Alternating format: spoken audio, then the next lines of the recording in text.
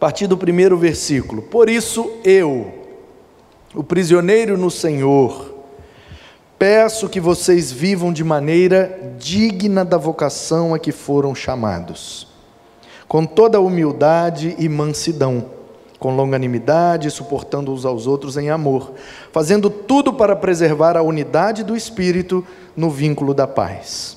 Há somente um corpo e um só Espírito, como também é uma só a esperança para a qual vocês foram chamados. Há um só Senhor, uma só fé, um só batismo, um só Deus e Pai de todos, o qual é sobre todos, age por meio de todos e está em todos. Amém. Esse tem sido o texto que tem direcionado a série do mês de agosto, chamada O Ministério do Relacionamento. E a proposta é que o relacionamento seja para cada um de nós um ministério, seja um serviço, seja uma atividade que todos nós fazemos. Aprendemos que não vivemos na lógica dos departamentos, mas vivemos na lógica dos ministérios, porque departamentos estão geralmente mais focados nas coisas, os ministérios estão focados nas pessoas. Temos aprendido que para termos relacionamentos saudáveis, temos que colocar as pessoas acima das coisas. Pessoas valem mais do que coisas. Devemos usar as coisas e amar as pessoas. E nunca o contrário, amar as coisas e usar as pessoas. Então, aprendemos aqui que Paulo estava preso em Roma, escrevendo esta carta para os irmãos que congregavam numa determinada casa, muito provavelmente, e que formavam ali a igreja de Éfeso, a maior igreja naquele tempo, porque a Ásia Menor se despontava como um grande campo missionário, e ali muitas igrejas foram plantadas. Temos na Ásia Menor 9 principais cidades. Éfeso, uma espécie de capital da região, porque estava perto do mar e tinha um porto. Geralmente, as cidades que têm porto crescem mais e são referência na região. Por isso, Vitória é capital, por causa do porto. Então, Éfeso, sendo a maior cidade, a cidade referência na Ásia Menor, mas para o interior tinham mais 8 cidades.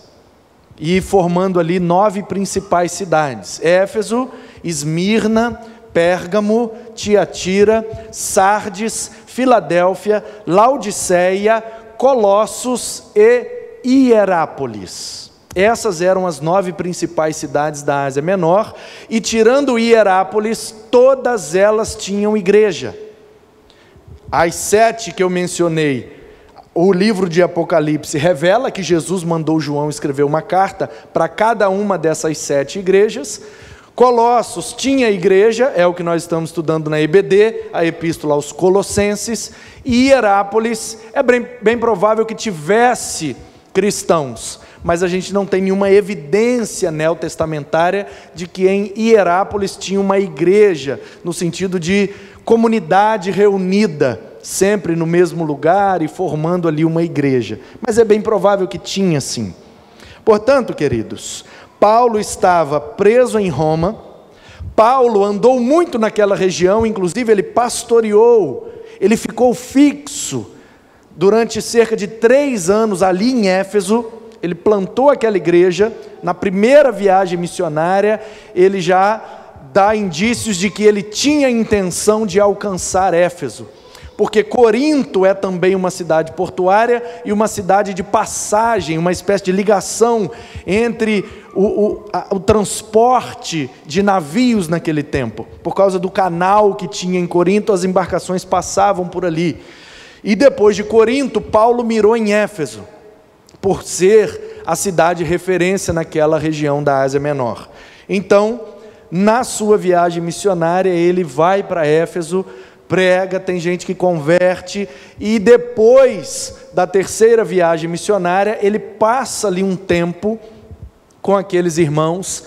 Os estudiosos dizem que esse tempo durou cerca de 3 anos, e depois ele então entende que é da vontade de Deus que ele vá para Roma, porque ele se sente incumbido de fazer o evangelho chegar aos confins da terra.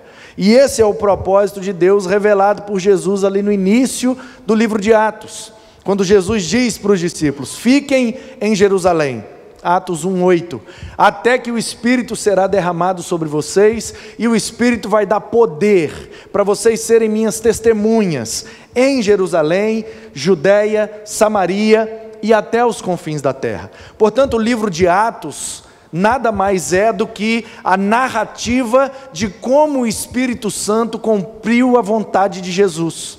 Como ele cumpriu? Ele trouxe poder, enchendo aqueles cristãos que se converteram a partir de Atos 2, naquela festa de Pentecostes. Cerca de 3.000 pessoas foram batizadas e voltaram para as suas cidades, e Pedro, com aquela multidão que se converteu, começa então uma grande igreja de crentes, discípulos de Cristo em Jerusalém. A perseguição em Jerusalém foi ferrenha, de formas que eles tiveram que fugir para a Judéia, e a perseguição na Judéia foi ferrenha, e eles foram então para Samaria, e a perseguição continuou, e aí essa perseguição levou Paulo a ser preso em Roma, e dali de Roma o evangelho se expandiu até Guaranhões. Portanto, Deus tem um plano e um propósito para todos nós, individualmente, mas também como povo, como igreja do Senhor, e o plano é que o evangelho alcance todas as pessoas. Portanto, chegou até Roma, no capítulo 28 de Atos, encerra ali a história, e como alguns propõem, e eu concordo, nós, aqueles que vieram depois dos primeiros discípulos, do 2º século em diante, até Jesus voltar, nós estamos escrevendo o capítulo 29 de Atos, porque o Espírito continua agindo, porque Deus continua salvando, e a vontade do Senhor continua sendo feita, o Evangelho continua sendo pregado, e nós estamos aqui para ajudar Deus, para cooperar com Deus, porque Ele quer continuar salvando, igual um dia Ele me salvou, igual um dia Ele te salvou, um dia Ele te tirou de onde você estava, te deu uma nova visão, uma nova compreensão, orientou a sua vida, iluminou o seu caminho pela palavra dEle. Ele também quer usar você para fazer isso com outras pessoas, e é por isso que nós estamos aqui, para passar esse bastão. Recebemos o bastão de alguém e devemos passar esse bastão para alguém, e assim a obra de Deus vai sendo feita, e a igreja permanece triunfante na terra, até que seja buscada pelo seu Senhor, para estar com Ele pela eternidade.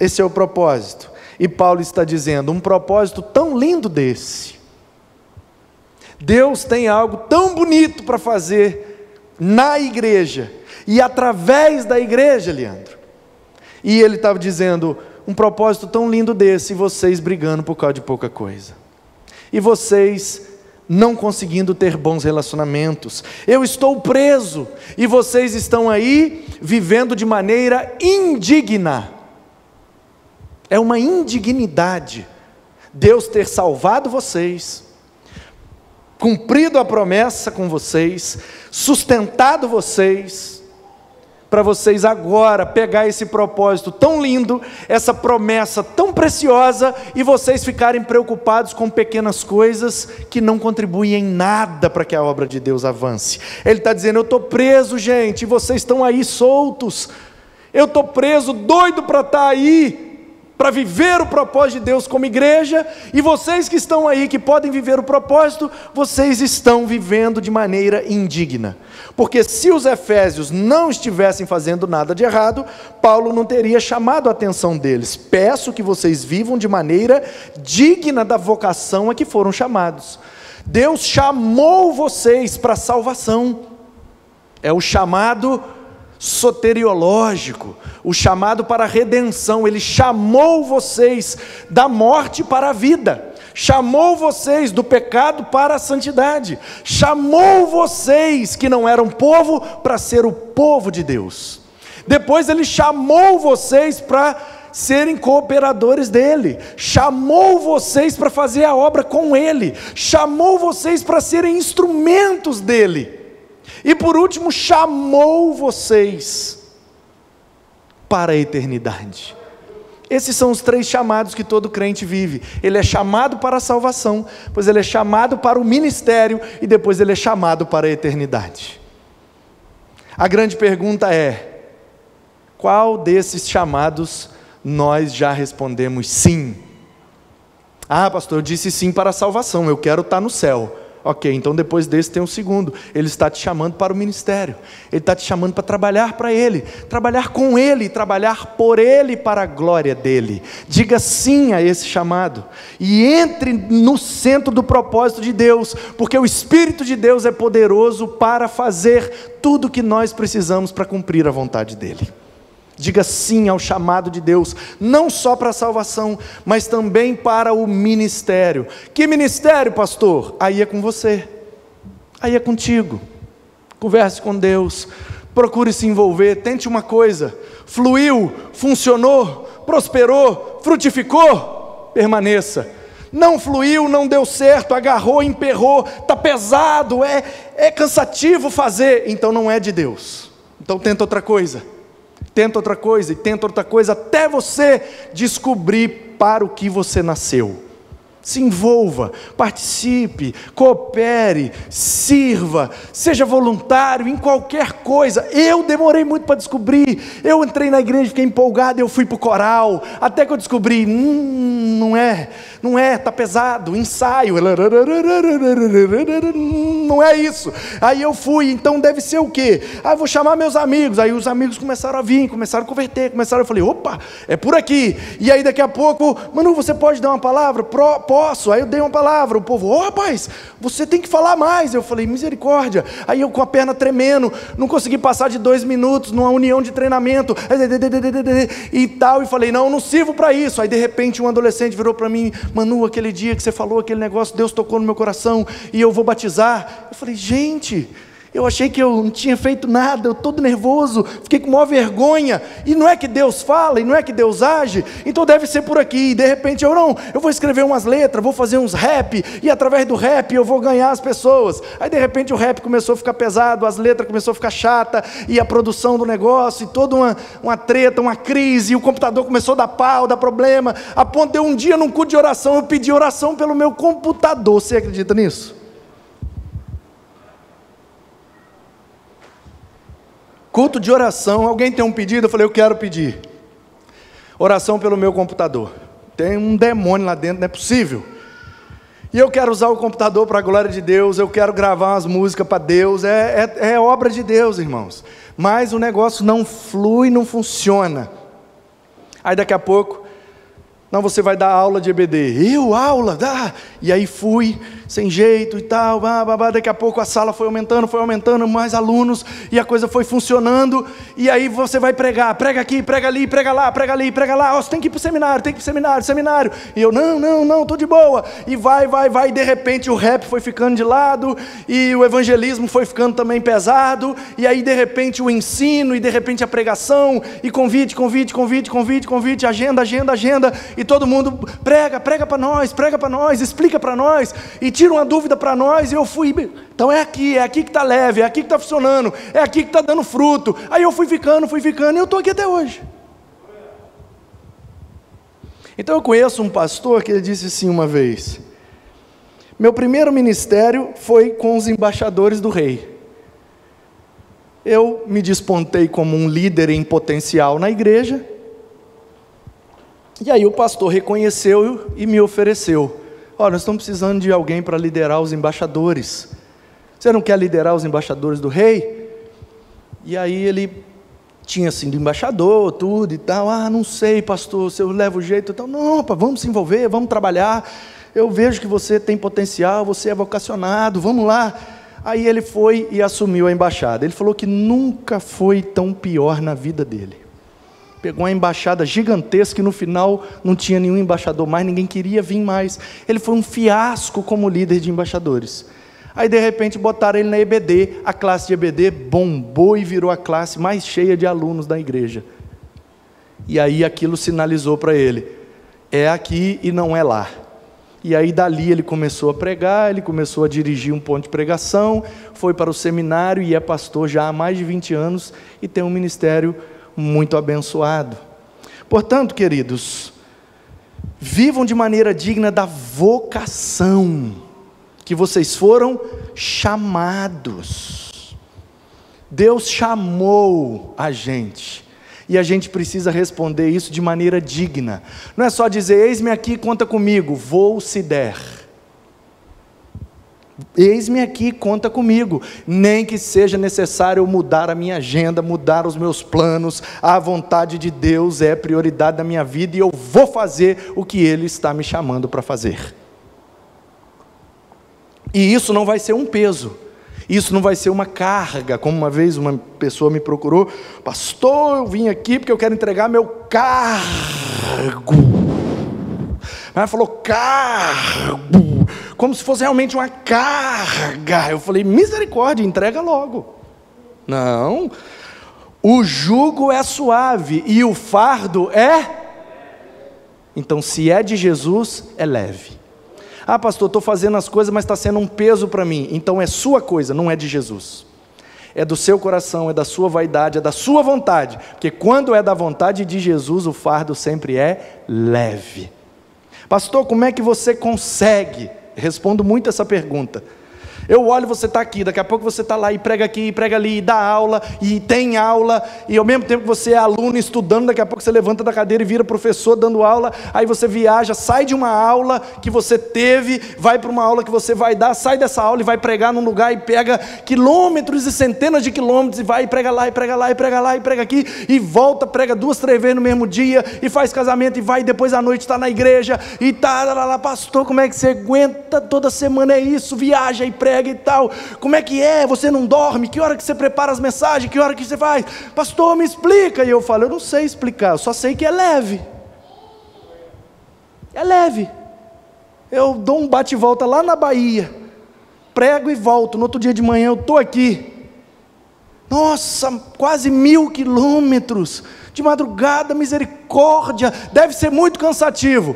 Para quem não é chamado, sim. Mas para quem é vocacionado, vive de maneira digna da vocação, é leve, não pesa. Agora, se eu tivesse que ir lá na Bahia, para fazer uma coisa que não é da minha vocação, aí seria pesado. Aliás, se eu tivesse que ir daqui ali na esquina, para fazer uma coisa para o qual eu não fui chamado, seria pesado. Então a grande pergunta é, para o que Deus nos chamou? Primeiro, para a salvação, e segundo, para trabalhar para Ele, cooperar com Ele, e a gente precisa, porque essa segunda resposta é o que vai dar sentido, leveza e propósito, até o terceiro chamado, que é quando a trombeta soar, e Ele disser, vem filho amado, entra na eternidade comigo, e tudo está resolvido.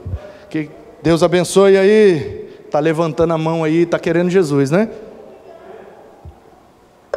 Quem está comigo?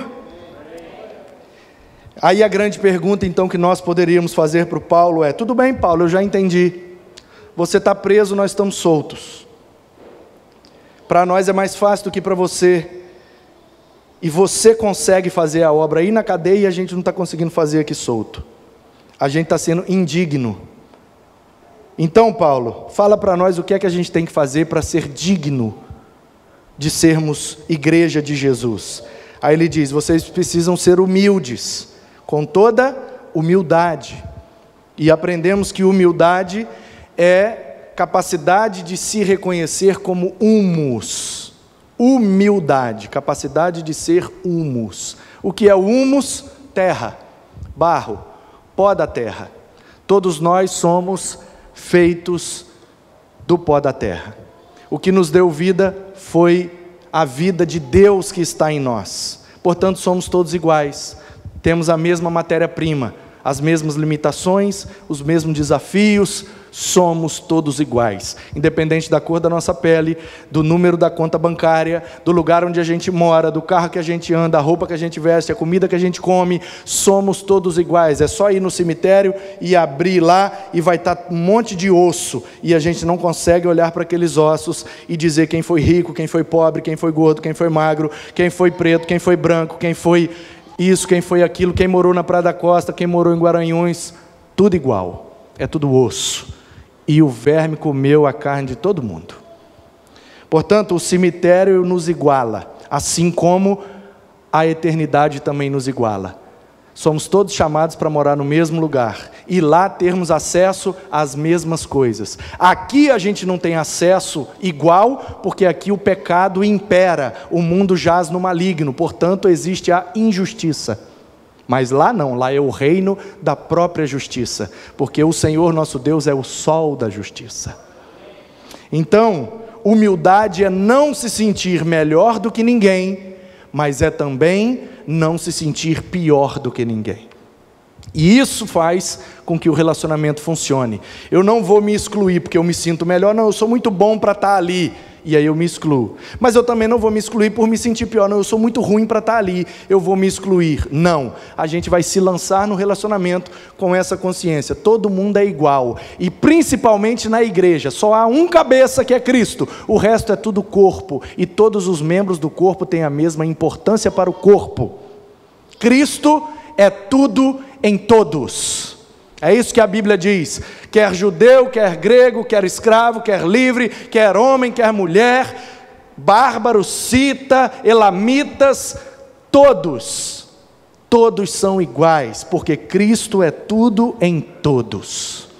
Portanto, temos que ser humildes, ninguém é melhor que ninguém, temos que ser mansos, aprendemos que é a capacidade de não reação, prautés no grego, não reagir, você bate, você empurra, você chuta, ei púlpito, você é baixinho, ei púlpito, você tem a perna magrela, ei púlpito, você é preto, reage contra mim, o púlpito não reage em nada, então o púlpito está sendo manso. Na perspectiva grega, esse termo prautés é aquele que consegue não reagir. Então não importa o estímulo que a gente recebe, alguém criticou, alguém falou mentira, alguém usou de má fé, alguém atrapalhou, alguém fez isso, fez aquilo, um estímulo externo que vem para que a gente reaja, a gente precisa ter, e o Espírito nos dá essa capacidade, porque mansidão também é fruto do Espírito. Então quando estamos vivendo de maneira digna da nossa vocação, a gente consegue ser manso, não reagir aos estímulos, como aprendemos com o pastor Edmilson, que esteve aqui numa dessas quintas-feiras. Ele disse que a gente é muito mais cristão nas reações do que nas ações. E eu havia falado isso na primeira mensagem, inclusive recomendei o livro Jesus é Senhor, tem um capítulo que trata só disso, e um pessoal tem me pedido, você que acompanha pela internet, toda vez que eu estou pregando e estou sugerindo, muita gente tem me chamado no WhatsApp, pastor, manda o livro, estou mandando, então quem quiser é só me pedir no WhatsApp, se você não é daqui, não tem meu WhatsApp, o DDD é 27, meu telefone é 99952-7339, 27 99952-7339. Ah, pastor, eu quero o PDF do livro Jesus é Senhor. Me chama no WhatsApp, fala que quer o livro e eu te mando o livro, tá bom? Então, a gente aprendeu que deve submeter o nosso eu a Cristo, e nas reações é muito mais importante, e o pastor Edmilson nos ensinou isso, eu achei muito preciosa a maneira como ele explicou. Ele disse, nas ações é mais fácil, porque a ação eu planejo, como que eu vou fazer isso? Aí eu paro, vou fazer dessa forma? Não, acho que assim seria melhor, não sei o que, então toda a minha ação precede o planejamento, é mais fácil eu ser cristão. Agora na reação, eu não tenho tempo de planejar, veio o estímulo, tá! Alguém me ofendeu, pum, alguém me magoou, tá, alguém me criticou, tá, e aí como é que eu vou reagir? Eu não tenho tempo de planejar. Então a Bíblia está dizendo, seja manso, ou como o Novo Testamento nos orienta, né?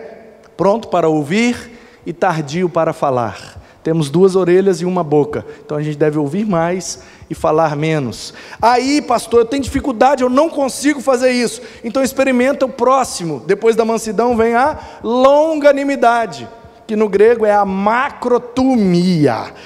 Tumia, por analogia, tumoia é explosão, né, de cólera, de raiva.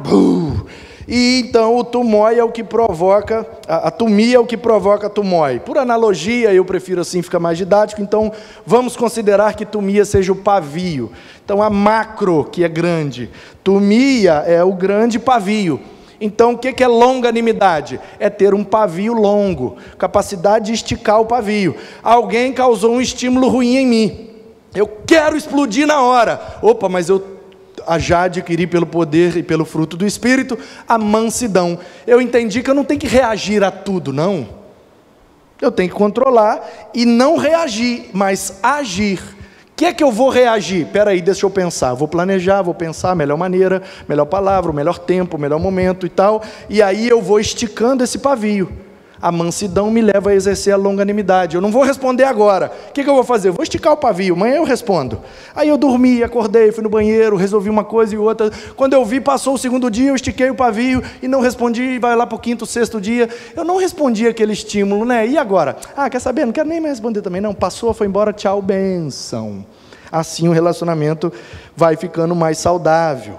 E aí, depois da longanimidade, a gente deve suportar uns aos outros em amor, que é aquela palavrinha grega que nós vimos aqui no último domingo. Qual é a palavra grega? Quem lembra?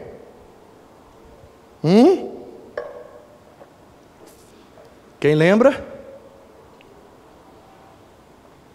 Suportando. Vamos lembrar, isso aí. Vamos lembrar. Eu esqueci também, me ajuda aí a lembrar?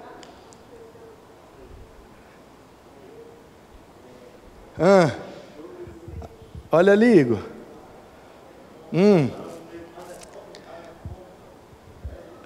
Tá chegando. Anecomenoi, que é levantar, jogar para cima, tendo acima, é literal essa palavra que Paulo usou. Portanto, o suportar aqui, e a gente viu na última mensagem a importância do suporte nos relacionamentos. Não é suportar no sentido de tolerar. Eu não tolero aquele irmão. Eu não tolero aquela pessoa. Eu criei ranço, não tolero. Isso é importante? É importante tolerar com mansidão e longanimidade, mas não é esse tipo de suportar que Paulo está falando. Quando ele usa essa palavra, ele quer dizer dar suporte. É o que o púlpito está fazendo para a minha Bíblia. Está mantendo a Bíblia em cima dele e não deixando que a Bíblia vá para o chão. Está suportando a Bíblia, dando suporte.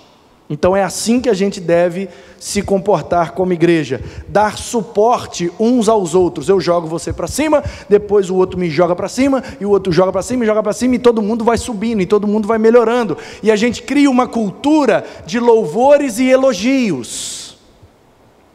Isso é uma cultura que precisa ser criada. Já falei aqui outra cultura boa, vou relembrar, não tem nada a ver com a mensagem, mas só para frisar, a cultura da fofoca boa. Temos que criar essa cultura e permanecer nessa cultura, a cultura da fofoca boa, porque a fofoca boa quase ninguém faz, mas a ruim, né? É só você olhar para os aviões, todos os dias, eu fiz uma pesquisa esses dias, gravei um vídeo sobre isso, todos os dias decolam no planeta chuta, quantos aviões decolam todos os dias em todo o planeta? Quantos você acha? 10 mil só no Brasil, né? Mais de 200 mil aviões decolam todos os dias no planeta. E ninguém, você não ouve falar ninguém que fez um elogio para um avião que decolou. Você não vê nenhuma matéria dizendo: olha, no dia de hoje batemos um recorde, quase 300 mil aviões decolaram com sucesso, foram decolagens maravilhosas. Você não vê um piloto ganhando prêmio, o piloto que fez o avião decolar melhor. Não tem. Ninguém fala do avião que decolou. Agora faz um avião cair, vira notícia, todo mundo fala, é uma comoção geral. O avião só vira notícia quando ele cai. O que isso demonstra? Que a gente só está disposto a passar à frente a informação que é negativa. Ninguém fala, quando faz um voo, que o voo foi muito tranquilo, a decolagem foi maravilhosa, eu nem senti que estava decolando, oh, que piloto maravilhoso. Ninguém elogia o piloto. Ou o motorista de ônibus do Transcol: peguei um Transcol, que viagem maravilhosa. O motorista calmo, tranquilo no trânsito, fazendo as curvas lentamente, e não tratou a gente igual manada de boi lá dentro e tal. Agora pega um Transcol com um motorista doido que fez uma curva e bateu, e jogou todo mundo para um lado e para o outro. Quando desce todo mundo: ai, misericórdia, nossa, peguei um Transcol, coisa horrível, quero mais andar de ônibus, e não sei o que. A gente está muito mais disposto a passar para frente a fofoca ruim do que a fofoca boa. Por quê? Por causa do nosso pecado, nossa natureza pecaminosa. Alguma coisa dentro de nós grita para passar à frente algo ruim sobre os outros, porque a nossa natureza pecaminosa nos engana de que falar mal dos outros é falar bem de nós, só que é exatamente o contrário. Quanto mais eu falo mal dos outros, é pior para mim. Eu acho que falar bem do copo é falar mal da jarra, mas não é. Aí o que eu faço? Eu falo mal do copo, para a jarra pensar que eu estou falando bem dela. Só que a jarra olha para mim e fala: nossa, que coisa horrível, falou mal do copo, vou me afastar dele, porque se falou mal do copo, depois vai falar mal de mim também. Aí eu perco o copo e a jarra.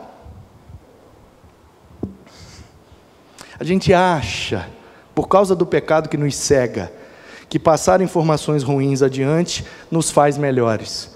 Só que é exatamente o contrário. Por isso a gente precisa criar a cultura da boa fofoca. O que de bom você viu? É isso que você vai falar. Pastor, mas não tinha nada de bom. Ah, então procura outro lugar, meu irmão.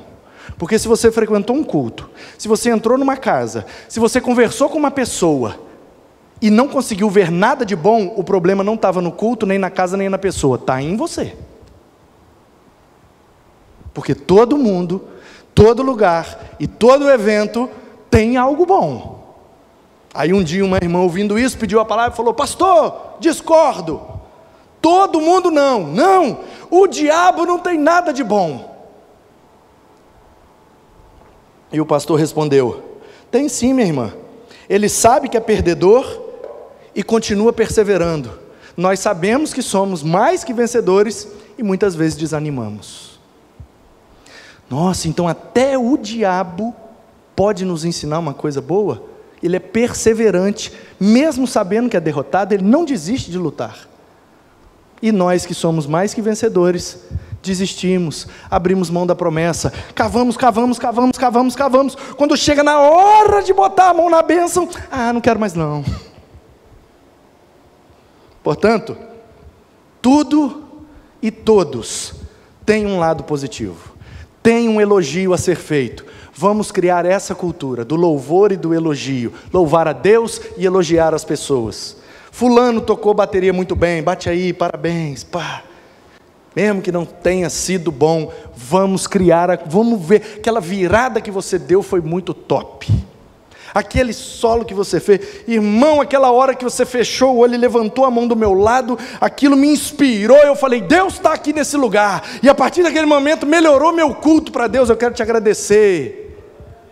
Sei lá o que você vai elogiar, meu irmão, mas procure elogiar, vamos fazer fofocas boas e implantar a cultura do elogio, assim a gente vai suportando, jogando uns aos outros sempre para cima. Amém? Amém. Amém. É assim que funciona. É jogando para cima que a coisa vai para cima. Se a gente jogar para baixo, é um círculo vicioso que só vai para baixo. Se a gente joga para cima, é um círculo virtuoso que só vai para cima. até a eternidade, e glória a Deus. Versículo 3. Fazendo tudo para preservar a unidade. Então essa mensagem, e eu já estou terminando, o título dela é Unidade nos Relacionamentos. Nós já tivemos a vocação no relacionamento, já tivemos a humildade no relacionamento, a mansidão no relacionamento, a longanimidade no relacionamento, o suporte no relacionamento, e hoje a unidade no relacionamento. Onde a gente peca nessa área aqui? A igreja de Éfeso pecava, por isso Paulo está ensinando, e a gente continua pecando até hoje, porque somos tão pecadores quanto os efésios. A gente confunde unidade com uniformidade. Não é a mesma coisa. Deus não quer que nós sejamos uniformes, todo mundo igual. Deus quer que nós sejamos unidos. O que é unido? Mesmo sendo diferentes, juntos no mesmo propósito. Mesmo tendo defeitos diferentes. Porque esse é o nosso problema, a gente sempre acha que o defeito do outro é pior do que o nosso. Só que defeito é defeito, irmão. Pecado é pecado. Alguém pode dizer que hoje não cometeu nenhum pecado? Então a Bíblia está errada. Todos pecaram, todos são pecadores, todos. Então, não tem ninguém pior que ninguém, não tem ninguém melhor que ninguém. Então, o que a gente vai fazer? Vamos nos unir no mesmo propósito. Em qual propósito? Viver de maneira digna da vocação a que fomos chamados, para que o máximo seja salvo, para que o máximo seja ministro, e para que o máximo de pessoas possível vá para a eternidade junto com a gente. Esse é o nosso propósito. Encher esses bancos aqui de gente. Mas vai vir gente de tudo que é jeito. Vai vir gente boa, vai vir gente não muito boa. Vai vir gente honesta, vai vir gente desonesta. Vai vir gente voluntária, vai vir gente omissa. Vai vir tudo quanto é tipo de gente. E aí, a gente vai ser igreja só com os que se parecem com a gente, ou a gente vai ser igreja com todos? A gente vai ser igreja só com os que a gente gosta, ou a gente vai ser igreja com todos? Todos que entrarem por aquela porta serão igreja junto comigo, independente das diferenças. Isso é unidade. Ai, mas eu não gosto daquela característica do fulano. Então, é porque ele tem essa característica diferente da sua. Ou às vezes a característica é tão igual à sua que te agride, porque te faz lembrar que aquilo também é o seu defeito. Freud explica. Então, queridos, não é uniformidade. Deus, se quisesse todos iguais, Ele tinha criado todos iguais. Se Ele nos criou diferentes, é porque Ele quer que sejamos diferentes. Unidade na diversidade. Somos diversos, mas podemos ser unidos, onde a minha fraqueza é ajudada pela sua força. Aquilo que sobra em você, falta em mim. Aquilo que sobra em mim, falta em você. E juntos, unidos, a gente se completa para fazer a obra completa de Deus. Porque aquilo que Deus quer me usar, vai atingir algo, que Deus quer te usar, vai atingir outro alvo, e outro, e a gente consegue atingir tudo, quando todos estão envolvidos no processo. Uma pessoa não consegue fazer sozinho. Chamado de Deus para nós não é para individualidade, é para comunidade. Está no plural. Eu sou prisioneiro, mas vocês vivam da vocação que fomos chamados, fazendo tudo para a unidade. Vós sois o templo. Nós somos a igreja. Não é singular, eu sou, tu és. É sempre no plural, é dois ou três, uns aos outros. Somos chamados para viver junto, mesmo sendo diferentes. Como é que a gente consegue, pastor? Sendo chamado, humilde, manso, longânimo, suportando, jogando para cima e procurando a unidade e não a uniformidade. Ah, mas o irmão gosta de vir de chinelo. é a diversidade dele. O outro vem com tênis de basquete, é a diversidade dele. O outro vem com um sapato, a diversidade dele. O outro vem descalço, é a diversidade dele. Importa que o basquete, o chinelo, o sapato ou o descalço estejam andando para o centro da vontade de Deus. Estou preocupado com qual que é o calçado da pessoa? Estou preocupado se ela está andando na direção de Deus. Estou preocupado com o que a pessoa botou na cabeça? Estou preocupado se a mente dela está ligada no céu. Preocupado com a roupa que ele vestiu? Estou preocupado se o coração dele está no Senhor, para fazer a obra de Deus em unidade. Porque as pessoas valem mais do que as coisas. Então a pessoa dentro da roupa vale mais do que a roupa. Ah, essa roupa não é adequada. Eu estou ligando para a roupa, meu irmão. Jesus voltar, as roupas ficam tudo aí. Então, somos diferentes? Sim. Nunca seremos uniformes. É só olhar a nossa digital. Cada um aqui tem irmãos gêmeos. Tem digitais diferentes, tem íris do olho diferente, somos diferentes, e Deus quer exatamente isso, porque Ele nos chamou para uma comunidade. Se fôssemos todos iguais, a igreja teria a fraqueza, mas como somos diferentes, a fraqueza de um é suprida pela força do outro, e a gente se completa, e a gente se une para que a vontade de Deus seja feita. Como é bom quando os irmãos vivem unidos, é precioso, é maravilhoso, é como o orvalho que desce do Hermon, é como o óleo que ungiu Arão, é tão precioso que escorre pelos montes de Sião, e ali, na união e na unidade dos irmãos, ordena o Senhor a bênção e a vida para sempre. Acabei de recitar o Salmo 133. A gente acha que esse ali é lá em Jerusalém, é lá em Sião, escorre pelos montes de Sião. Ali em Sião, o Senhor ordena a bênção e a vida para sempre. Em Sião não, meu irmão, no mundo todo. Onde houver um povo unido, Deus abençoa. Ali, na união dos irmãos, ordena o Senhor a bênção e a vida para sempre. É só reparar, quanto mais unida a igreja, mais gente converte. Quanto mais unida a igreja, mais gente batiza. Quanto mais unida a igreja, mais relevante ela fica. Quanto mais unida a igreja, mais o inferno perde. Portanto, nós seremos relacionais na nossa unidade, nunca na uniformidade. O outro é diferente de mim, e é isso que faz a beleza da igreja, porque se estivermos unidos na diversidade, também estaremos unidos na adversidade.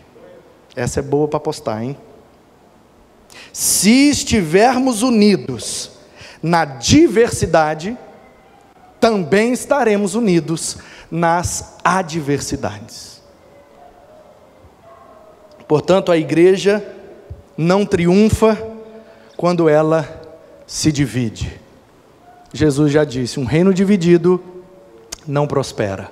Portanto, o Senhor quer que tenhamos relacionamentos também baseados em unidade, porque há um só Deus, um só batismo, um só Espírito, um só povo, um só cabeça, um só Senhor, uma só igreja, uma eternidade, um propósito, uma promessa, uma salvação, um ministério que será executado pelos relacionamentos na plena unidade do Espírito. Para a glória de Deus, em nome de Jesus.